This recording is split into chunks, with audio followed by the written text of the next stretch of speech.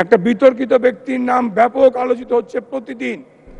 দুর্নীতির কাণ্ডে, মাননীয় স্পিকার শেষ করছি, দুর্নীতির কাণ্ডে এক ব্যক্তি রাষ্ট্রের ৩-৪টি গুরুত্বপূর্ণ পদে, একটি সরকারি ব্যাংকের পরিচালক, এনবিআর এর সদস্য, অ্যাপিলেট ট্রাইব্যুনালের চেয়ারম্যান, বাড়ি তার বরিশালে আমার পাশের থানায়, টিপুবাইট থানায়। তার কিন্তু পরিচয়, ব্যক্তি রাজনৈতিক পরিচয় নিয়ে বিতর্ক শুরু হয়েছিল এখন থেকে 10 বছর 15 বছর আগে। 8-9-10-9-10 কিন্তু তার রাজনৈতিক পরিচয় নিয়ে বিতর্ক এসেছিল, প্রত্যেক এসেছিল। কে তাকে রিকমেন্ড করলো এনবিআর এর মেম্বার বানাতে, কে তাকে বানালো ট্রাইব্যুনালের চেয়ারম্যান, কে তাকে করলো সোনালী ব্যাংকের ডিরেক্টর। শস্যের মধ্যে ভূত।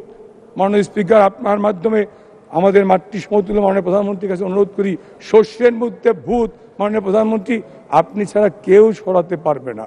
আপনি বিপর্যয় অন্ধকার থেকে বাংলাদেশকে আলোর পথে নিয়ে এসছেন, এগিয়ে নিচ্ছেন। মাননীয় স্পিকার, আপনাকে ধন্যবাদ। মাননীয় স্পিকার, আমরা যখন আজকে মাননীয় অর্থমন্ত্রী উত্থাপিত পরিশোধ, নিকাশ ও নিষ্পত্তি ব্যবস্থা সংক্রান্তকরণ বিল নিয়ে আলোচনা করছি, আজকেই কিন্তু প্রথম সারির একটি জাতীয় দৈনিকে হেডলাইন, যদিও আমি স্টোরিটা পড়তে গিয়ে দেখলাম সময়কালটা আগের 21-22, নিয়ম না মেনে 4টি গ্রুপের 6,497 কোটি টাকার সুদ মওকুফ। বাংলাদেশ ব্যাংকের বিশেষ অনুমোদন প্রয়োজন ছিল। আমি আর ডিটেলসে গেলাম না, প্রতিষ্ঠানের নামও বললাম না, ঘটনাকাল তো 21-22-এর। এই যে বিশেষ অনুমোদন বাংলাদেশ ব্যাংক দেয়, রাষ্ট্রায়ত্ত ব্যাংক জনতা ব্যাংক ধুকে ধুকে মরছে।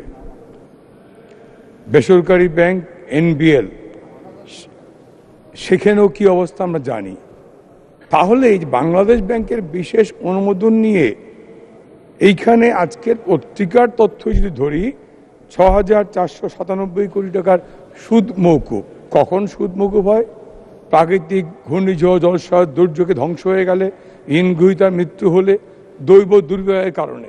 কিছুই হয়নি, দুর্যোগ হয়নি, কিন্তু খাত বিপণন করে অর্থাৎ ল্যাংড়া খরা অজুহাত দিয়ে এনে আমরা তাদেরকে সুদ মওকুফের সুযোগ দিলাম। দুইটি, একটি রাষ্ট্রায়ত্ত ব্যাংক আর একটি বেসরকারি ব্যাংক ধুকে ধুকে মরছে।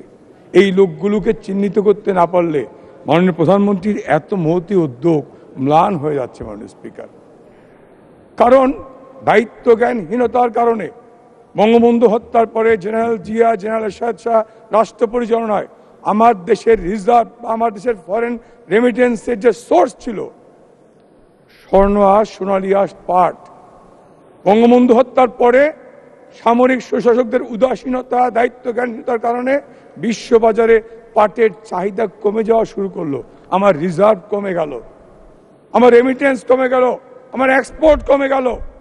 আজকে কিন্তু বঙ্গবন্ধু কন্যার হাত ধরে এত ঘাত প্রতিঘাতের মধ্যেও 30শে জুন তারিখে আমার রিজার্ভ 2,682 বিলিয়ন।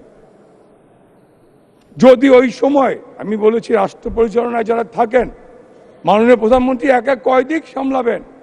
বঙ্গবন্ধুর ভাষণগুলো প্রতিদিন দেখি, আপনিও এখানে বসে অনুমতি দেন দেখবার। একেবারে বিধ্বস্ত দেশ, যেখানে 80% লোক ছিল ক্ষুধার্ত, অনাহার ক্লিষ্ট, সেইখান থেকে আজকে বঙ্গবন্ধু কন্যা বাংলাদেশটাকে নিয়ে এসছেন মাত্র 5% হতদরিদ্রের জায়গায়।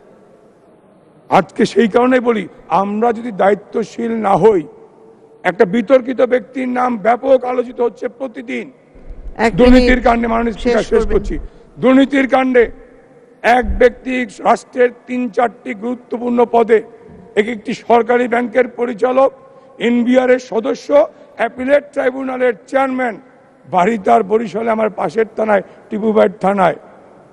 তার কিন্তু পরিচয়, ব্যক্তি রাজনৈতিক পরিচয় নিয়ে বিতর্ক শুরু হয়েছিল এখন থেকে 10 বছর 15 বছর আগে। 8-9-10 কিন্তু তার রাজনৈতিক পরিচয় নিয়ে বিতর্ক এসেছিল, প্রত্যেক এসেছিল। কে তাকে রিকমেন্ড করলো এনবিআর এর মেম্বার বানাতে, কে তাকে বানালো ট্রাইব্যুনালের চেয়ারম্যান, কে তাকে করলো সোনালী ব্যাংকের ডিরেক্টর। শস্যের মধ্যে ভূত। মাননীয় স্পিকার, আপনার মাধ্যমে আমাদের মাতৃ সমতুল্য মাননীয় প্রধানমন্ত্রীর কাছে অনুরোধ করি, শস্যের মধ্যে ভূত মাননীয় প্রধানমন্ত্রী আপনি ছাড়া কেউ সরাতে পারবে না। আপনি বিপর্যয় অন্ধকার থেকে বাংলাদেশকে আলোর পথে নিয়ে এসছেন, এগিয়ে নিচ্ছেন।